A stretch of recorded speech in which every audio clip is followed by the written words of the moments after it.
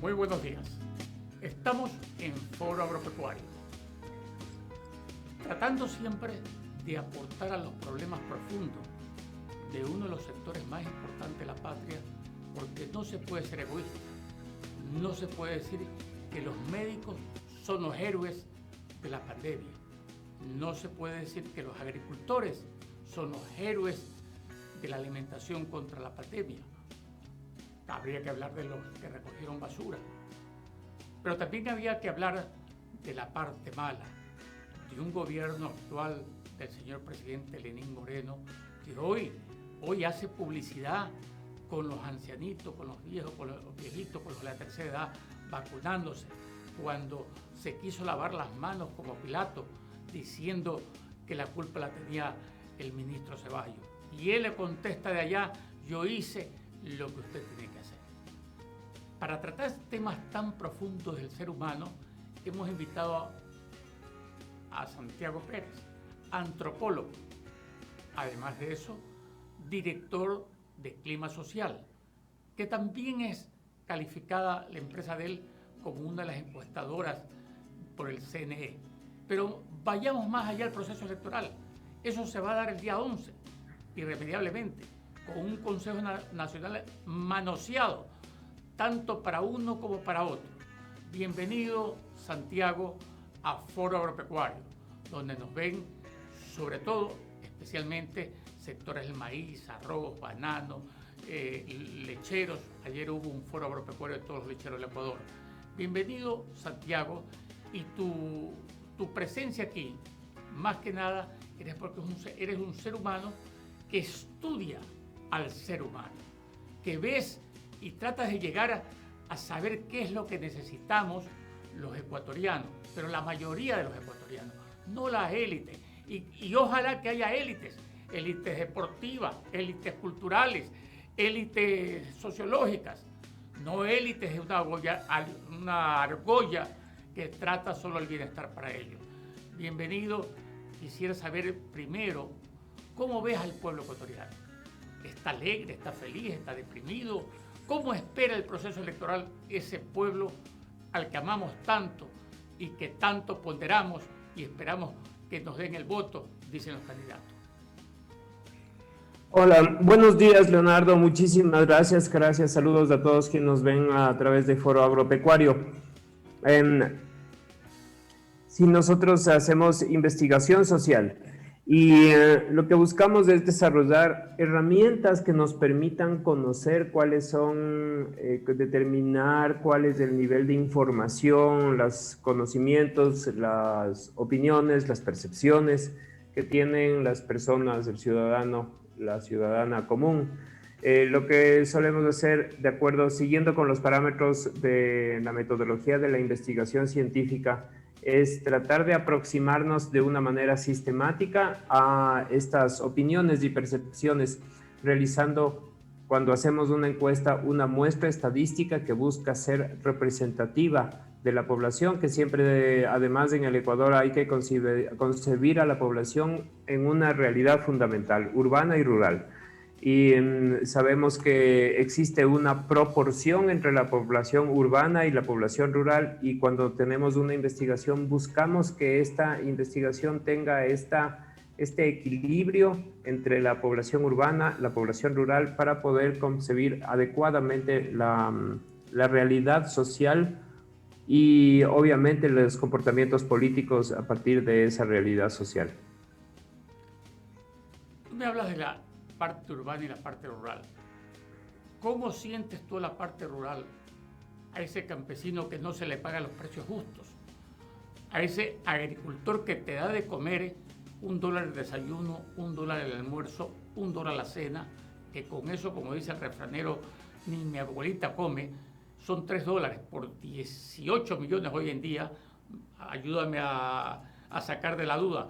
Unos medios dicen 17, otros dicen 18. El INEC, que debiera confirmarlo, renunció el anterior, no le dejan decir al actual la verdad, pero hablemos de 18 millones. Por 3 son $54 millones diarios. Por 12 meses estamos hablando cerca de 16, de 1.600 millones mensuales. estamos hablando de cerca de 20.000 millones y se habla de 15.000 millones de exportación. Entre los dos suman el presupuesto general del Estado, que es 32.000 millones. ¿Cómo ves el comportamiento? Primero hablemos del rural, del campesino. ¿Cómo lo sientes?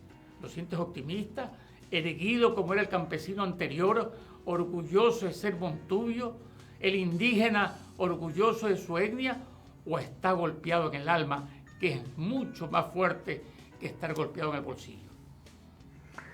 Sí, en un contexto general, la población ecuatoriana se encuentra muy golpeada desde que empezó la pandemia y antes también. En realidad, el grave problema de la pandemia es que empeoró algunas de las circunstancias que ya veníamos arrastrando. Nosotros hemos realizado una encuesta nacional recién el fin de semana pasado y ahí lo que podemos hacer es desagregando cuáles son las opiniones de lo que es la población urbana, de la población rural. Enfoquémonos en esta segunda, en la población rural. ¿Qué es lo que nos dicen? El 42% dice que desde que empezó la pandemia del COVID-19 tuvo que reducir gastos para alimentos en su hogar. Este es un porcentaje que es 4 puntos más alto que el promedio que el de las zonas rurales. Sin embargo, yo podría decir que un poco parecería que el impacto principal de la pandemia sobre las familias rurales ha tenido que ver en este aspecto, ¿no? El tener que reducir gastos. Sin embargo, también tenemos que la población rural tiene una capacidad en algunas ocasiones de autosostenerse con su propia producción y tiene menores gastos como por ejemplo cuentas de servicios como luz o agua, siempre comparando con la población urbana. Entonces, en el caso de la población urbana, esta necesidad de pagar cuentas y todos estos aspectos que tienen que ocasionan un mayor costo de la vida, ha sido un golpe más fuerte en ese sentido. Y la población rural también se podría decir que tiene una especie como de un colchón de sobrevivencia que le ha ayudado a aguantar y a paliar un poco mejor la crisis. Eso me parece que es el primer hallazgo que podemos ver en el tema de la calidad de vida. También otra cosa que me parecería importante mencionar es que hay una porción muy importante de la población ecuatoriana en general que considera que en este momento es muy importante poder vacunarse para el COVID-19. Y este es un porcentaje mayor en el momento en el que cuando se les pregunta si es que es importante o no es importante vacunarse para el COVID-19 en la zona rural también. Casi 7 de cada 10 habitantes de la zona rural consideran muy importante vacunarse para el COVID-19 en este momento. Porque me parece que el mensaje en el fondo tiene que ver con con la necesidad de poder trabajar y poder seguir produciendo.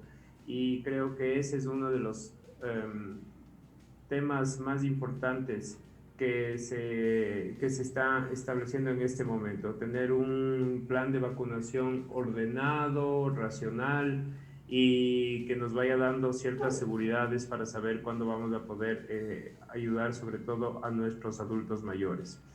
¿Cuáles deben ser las prioridades? ¿Cuál es la prioridad que debe enfrentar el próximo gobierno desde la perspectiva de la población rural? Uno de los temas más importantes que ha sido mencionado por la población rural es crear empleo para los jóvenes. Es un tema que se menciona con mucha más fuerza, en la zona rural que en la zona urbana. Luchar contra la corrupción también es un tema que aparece en un segundo lugar. Sin embargo, este es un poco más mencionado en la zona urbana que en la zona rural.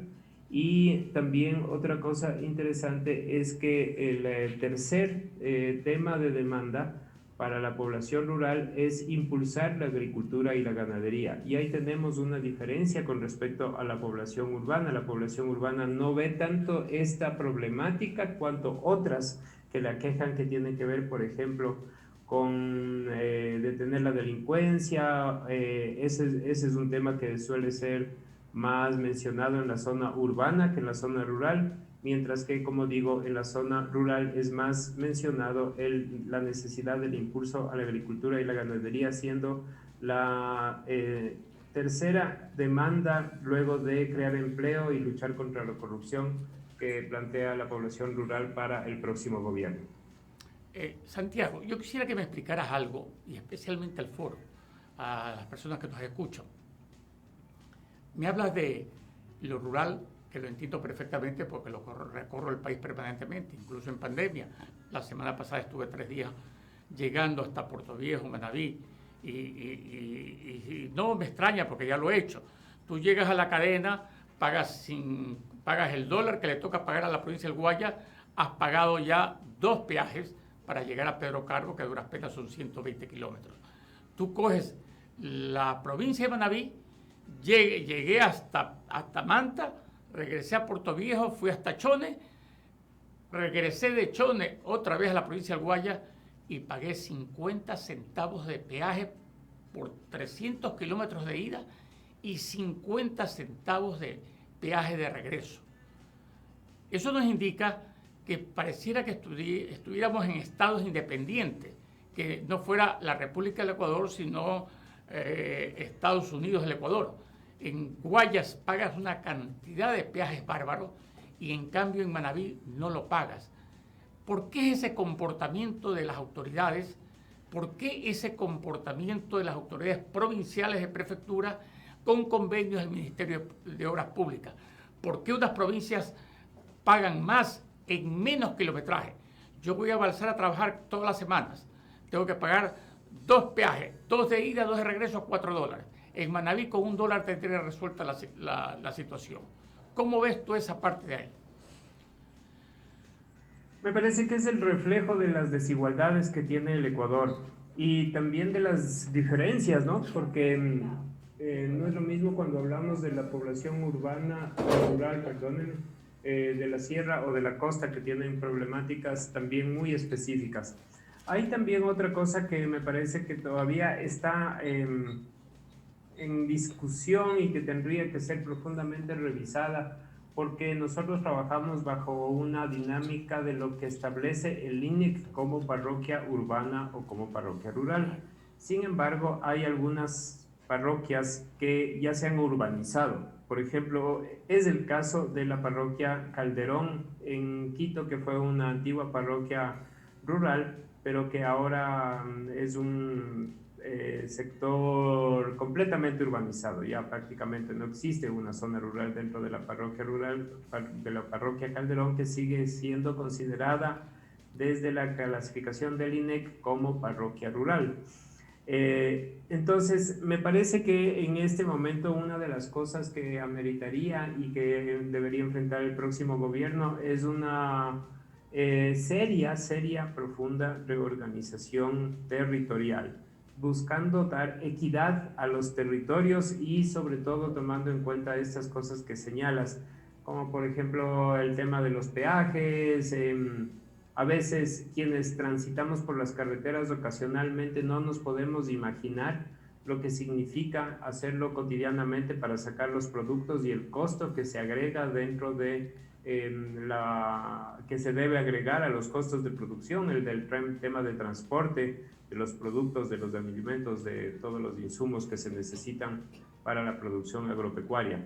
Eso es lo que nos está marcando entonces esta diferencia y estas diferentes percepciones que también tenemos en la población urbana y rural, y cada una de las dinámicas que nosotros podemos ver a través de nuestros estudios. Por ejemplo, vemos que en el caso de la población rural existe una menor decisión en este momento frente al tema de las elecciones. Probablemente llega menos la información también, y ese es otro de los retos que tendrían el próximo gobierno, es mejorar la conectividad. ¿Por qué no? Porque me parece que también ese podría ser un factor crucial. el hecho de que la población rural pueda tener acceso a conectividad, a internet, de ser posible gratuito, me parece que podría marcar un empuje que sin necesidad de una inversión muy grande sí podríamos ir resolviendo algunos temas de algunas desigualdades e inequidades que vemos en el país.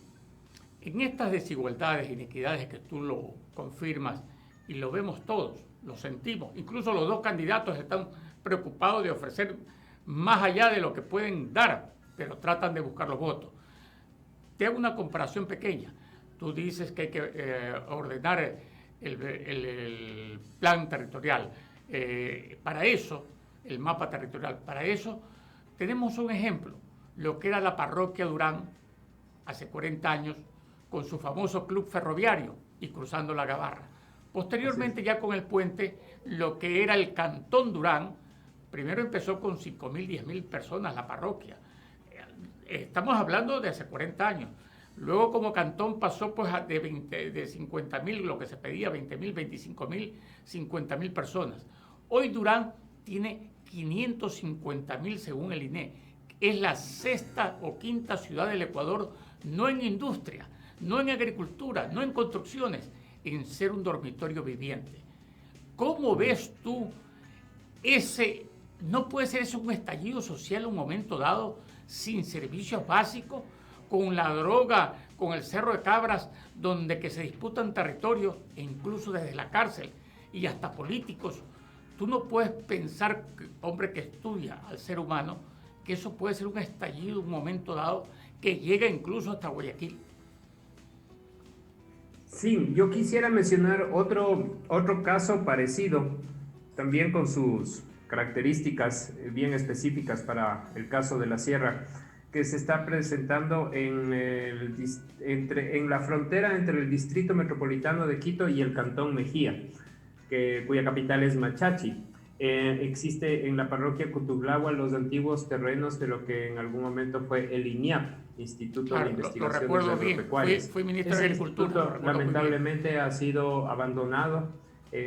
Ya no se hace investigación agropecuaria por parte del gobierno en este momento, del Estado ecuatoriano, y esos terrenos que fueron en algún momento un granero y un laboratorio de desarrollo de especies y también de soluciones, por ejemplo, para las plagas y todo eso que se experimentaba en este INIAP, que era además un terreno privilegiado, una zona maravillosa, un paisaje algo hermoso de la serranía. Algo hermoso. Eso va a ser urbanizado, nada más y nada menos tengo que comentar eso, ¿no? Y como es una zona muy grande, una vasta extensión que está justo en la zona en donde Quito está creciendo hacia el sur, se está desplazando el crecimiento urbano hacia el sur de la ciudad. Y toda esa zona se podría convertir en aproximadamente entre unos 6.000 o 4.000 lotes para viviendas. Pueden sacar ustedes la conclusión de cuántas personas van a ir a vivir ahí, en donde antes fue un terreno agropecuario y además una zona de desarrollo de nuevas especies, de especies mejoradas, también de soluciones para las plagas y para las enfermedades agropecuarias. En algún momento ese fue un lugar fundamental de desarrollo y se va a convertir en una ciudad dormitorio y muy probablemente de orden popular. Entonces creo que como país tenemos que abordar toda esta necesidad de una planificación territorial de tal manera que todos estos terrenos que van dejando de ser productivos agropecuariamente y se convierten en zonas de vivienda y por lo menos lo hagan de una manera integral y que no exista se vaya mitigando en la medida de lo posible el impacto ambiental que está ocasionando ese crecimiento urbano.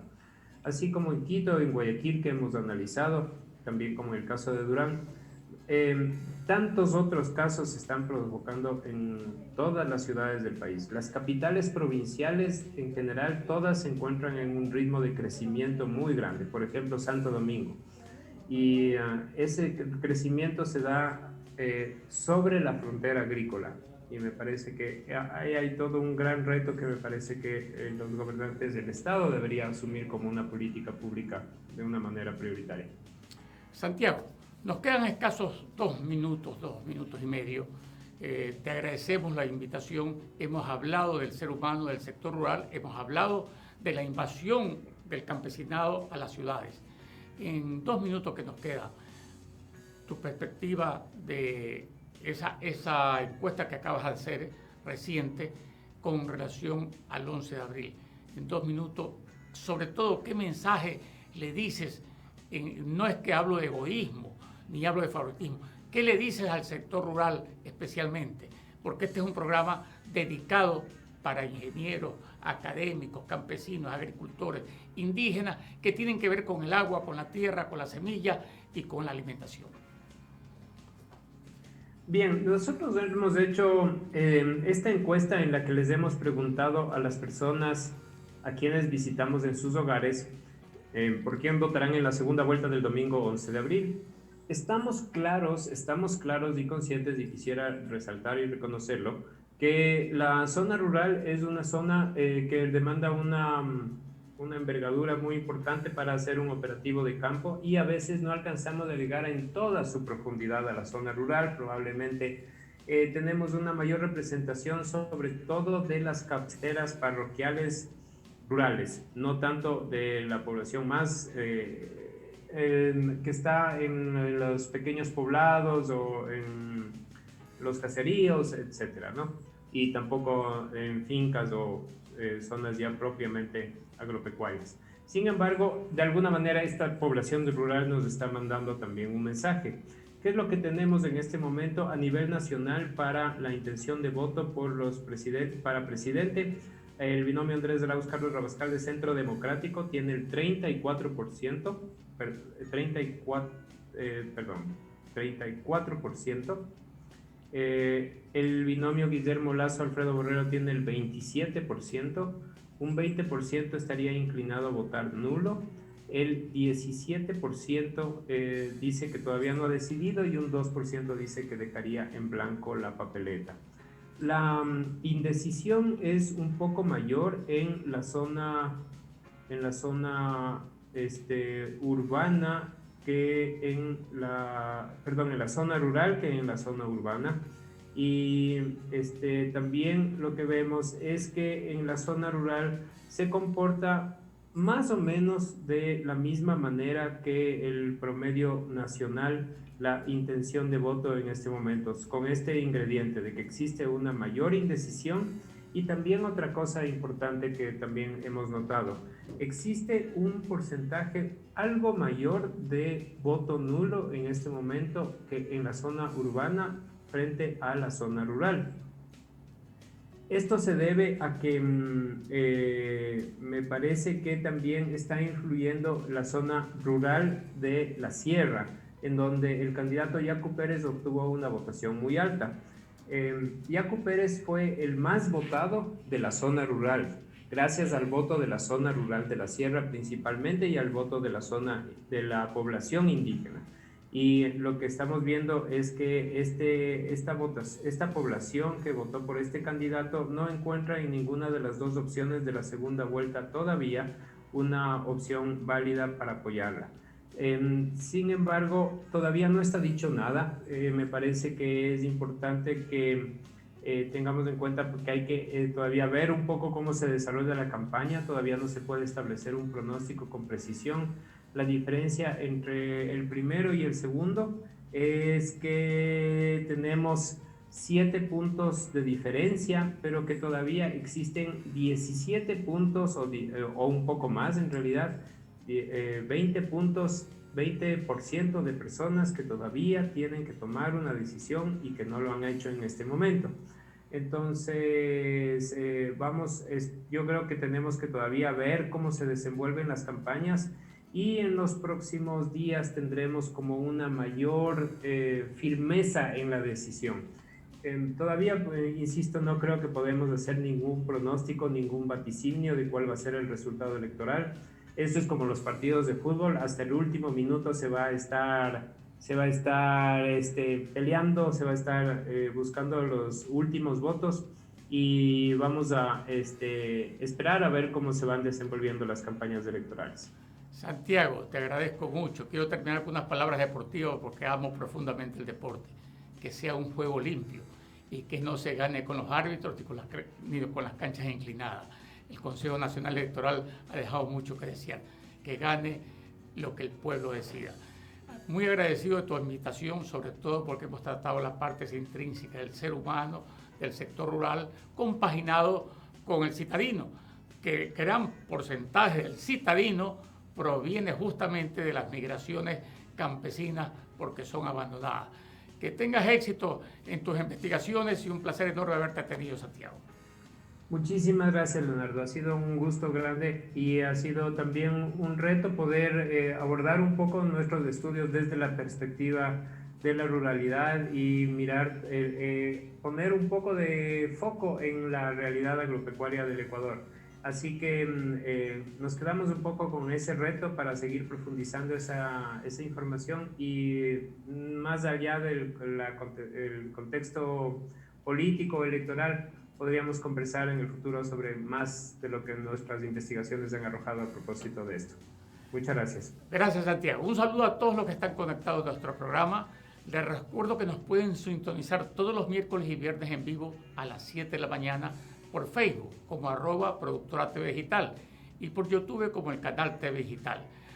Y ahora nos vamos a un pequeño corte. Regresamos con nuestro siguiente invitado en 2 minutos.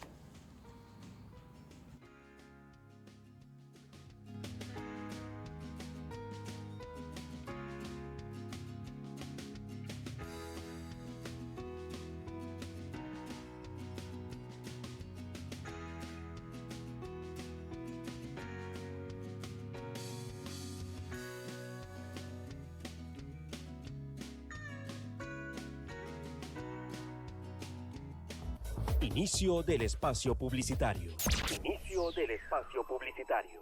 Alquilamos estudio de grabación por hora con equipos de última tecnología, de acuerdo a lo que requiera tu producción. Cámaras HD, luces profesionales, micrófonos inalámbricos, consola de audio. Creemos en tu proyecto porque lo consideramos nuestro. ¿Qué esperas para realizar tu propio programa de televisión? Para nosotros lo que importa es tu idea y por eso queremos realizarla. Vamos a hacerla juntos.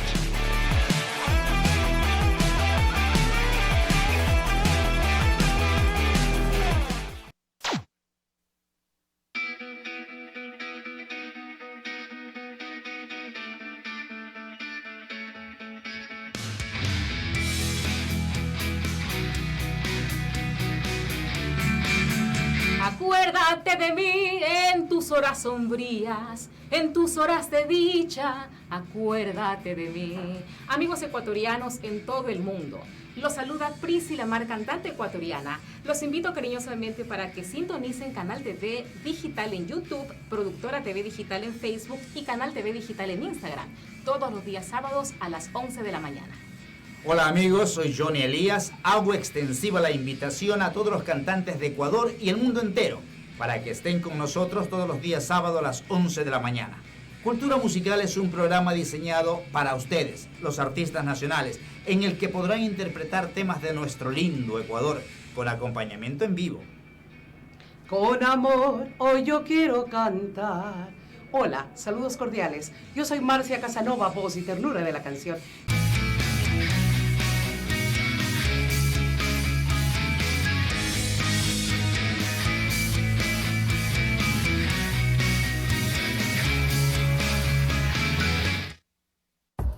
Fin de espacio publicitario. Fin de espacio publicitario.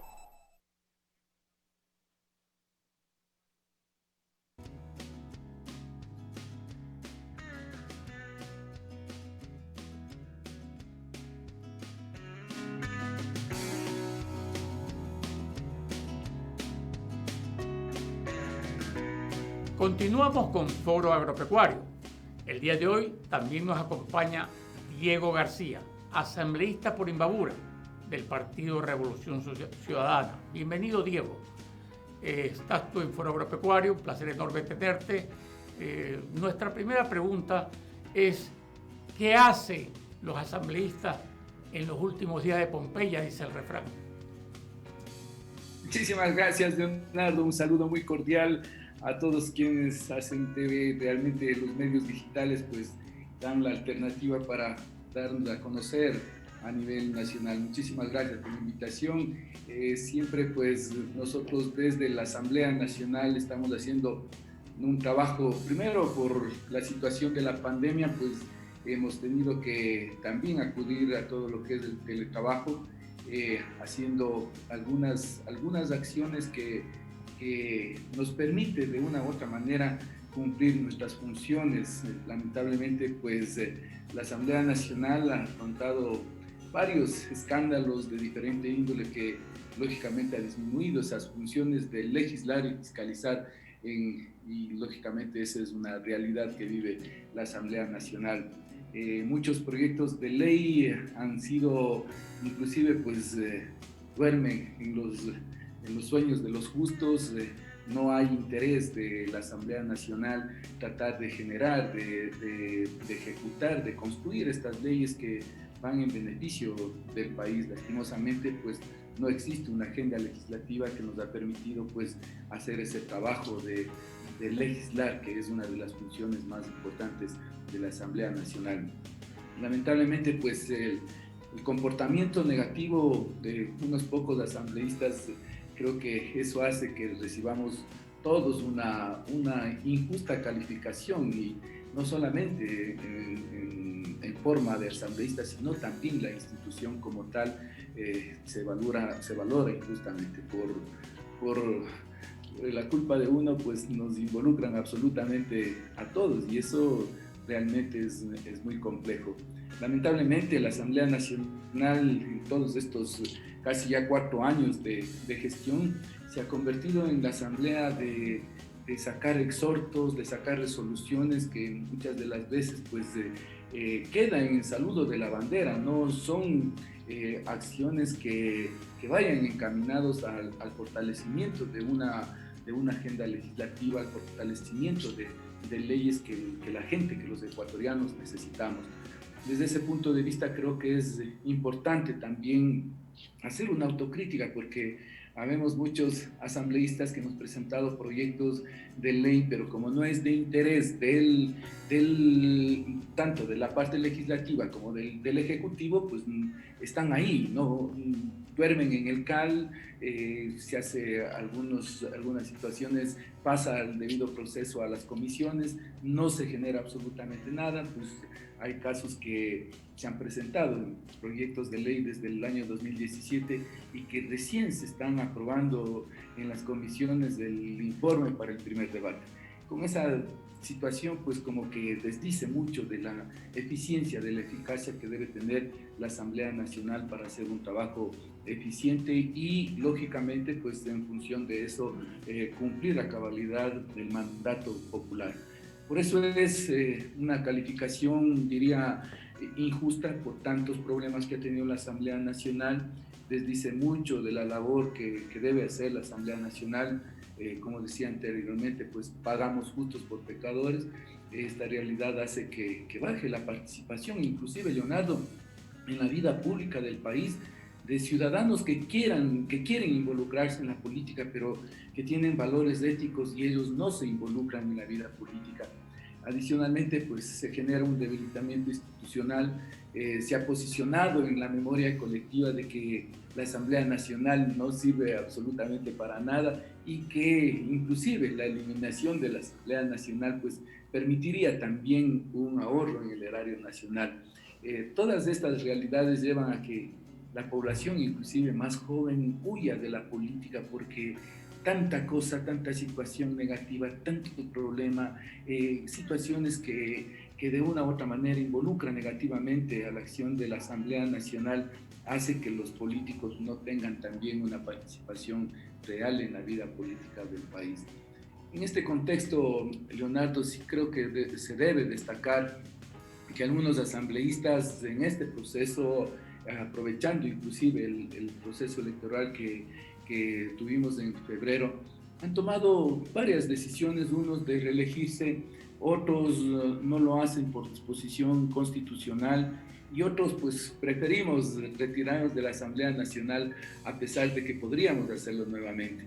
Considero que el quehacer legislativo debe tener una agenda legislativa, una programación, una planificación, una exigencia que los asambleístas debemos poner en consideración proyectos de ley que vayan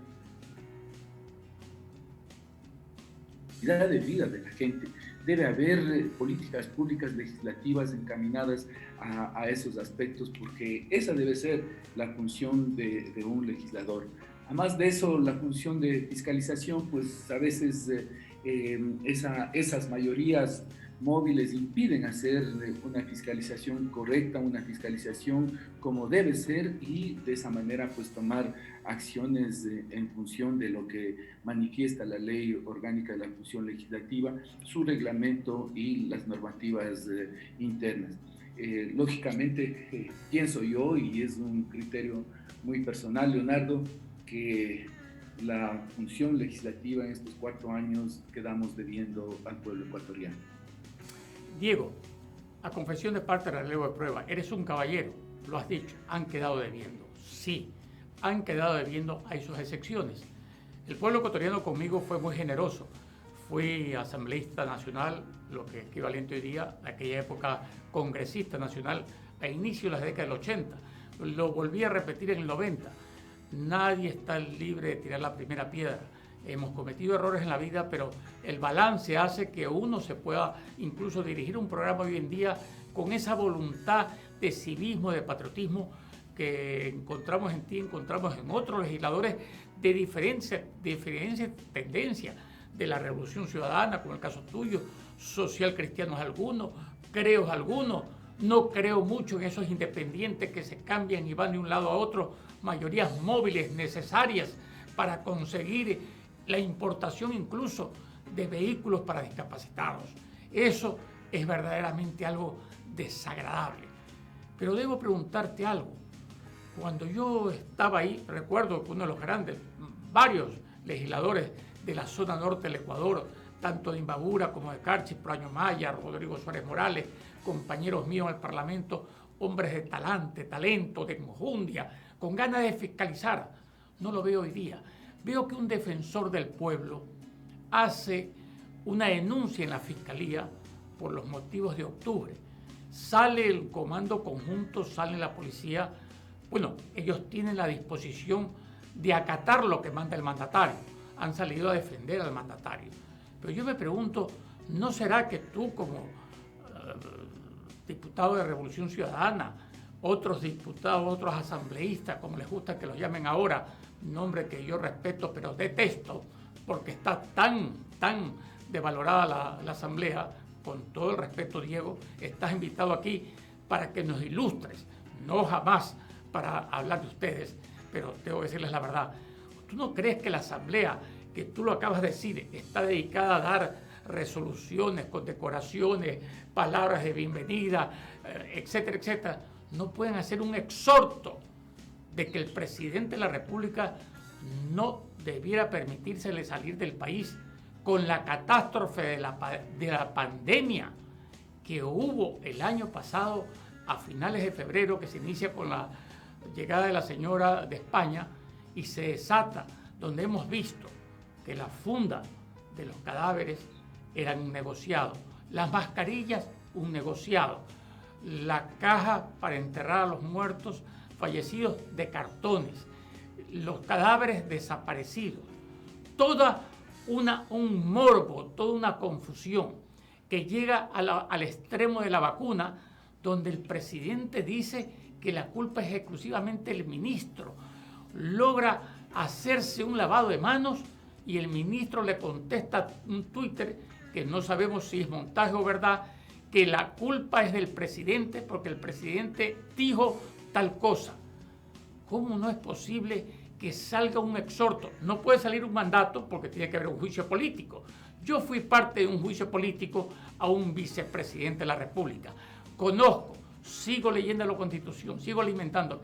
¿Tú crees que la Asamblea no debería sacar un exhorto a las autoridades El exhorto nada más que es un pedido de profundidad, de estar atento a que no se vaya, porque ya hemos escuchado que él mismo se receta que está mal del corazón, cosa que es verdaderamente imposible que un ciudadano civil, tú y yo, si no somos médicos, nos autoidentifiquemos de que nos duele el pecho o un preinfarto.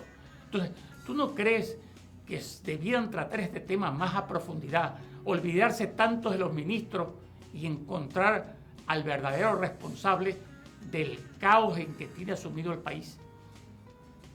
Yo, Leonardo, anteriormente en la respuesta mía, definitivamente creo que la Asamblea Nacional se ha convertido en generar exhortos, resoluciones. El exhorto, como decía, pues es un saludo a la bandera, más bien ameritaría inclusive pues todas estas acciones nefastas que han ido en contra de toda la población por la situación de la pandemia, como tú lo manifiestas, la situación de las protestas de octubre, que con mucha valentía el defensor del pueblo pues ya saca muchas conclusiones, muchas recomendaciones inclusive.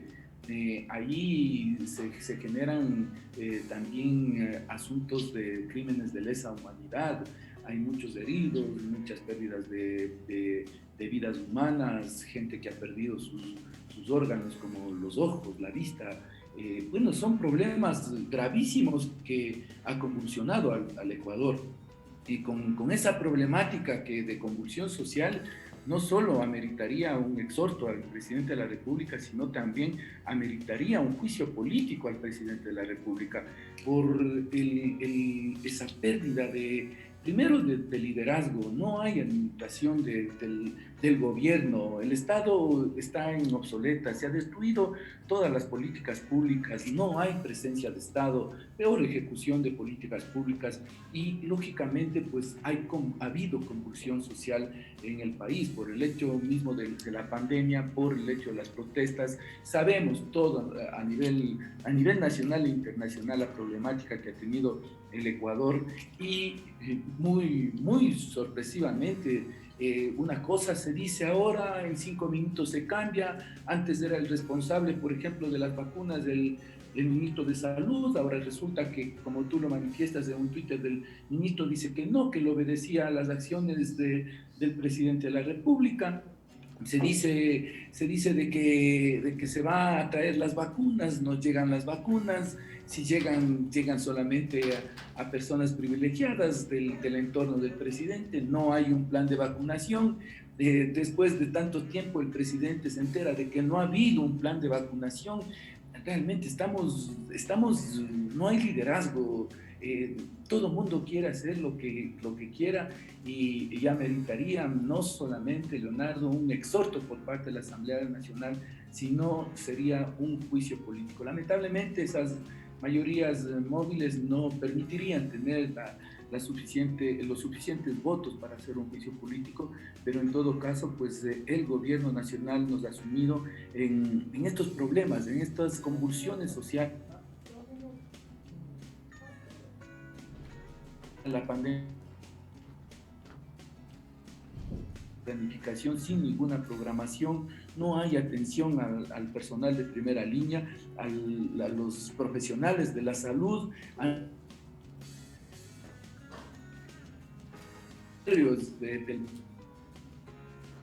Algo nos está fallando el internet nos está fallando. Una política pública implementada bien, administrada muy bien, es una política social que todos los ecuatorianos debemos tener ingreso y que el gobierno debe garantizar la salud a todos los ecuatorianos. Lamentablemente, pues nos vemos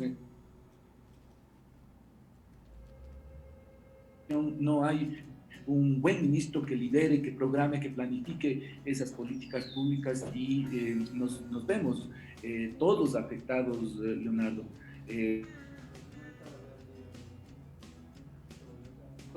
A todos, creo yo, como se dice vulgarmente, en una curva muy cerrada, sin saber qué hacer. En primera instancia, pues se comenzaron a saturar todos los centros de salud, los hospitales, como lo está pasando en este momento. Y no hay pues una acción efectiva por parte del Ministerio de Salud para ir generando acciones que vayan en beneficio de la población. Las protestas de octubre, Leonardo, han sido muy complejas.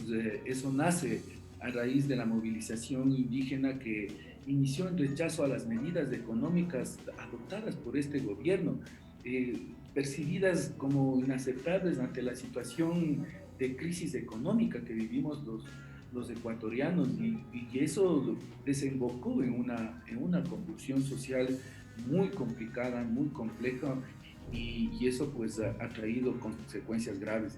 De las conclusiones de lo que yo he leído del informe de la Comisión Verdad y Justicia, el Estado ecuatoriano ha violado los derechos humanos de los ecuatorianos, y eso pues tiene que visibilizarse quiénes son los responsables, quién ordenó, por ejemplo, a disparar, quién ordenó a generar esta violación a los derechos humanos.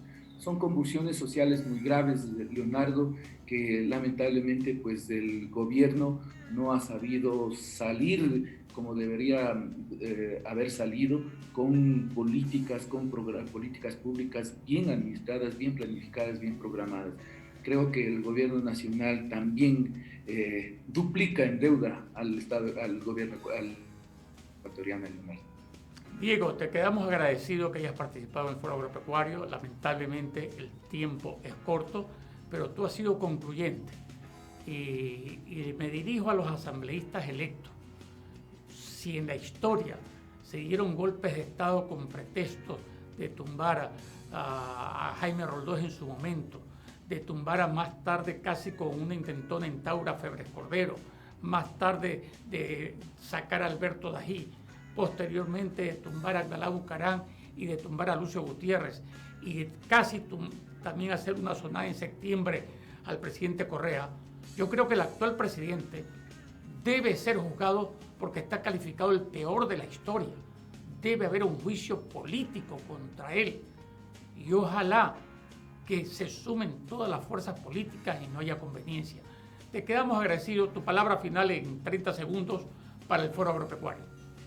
Primeramente agradecerte mucho, Leonardo, siempre a las órdenes. El martes anterior se sacó una resolución para llamarle al presidente de la República, al Pleno de la Asamblea Nacional, para que explique toda esta problemática generada en la pandemia.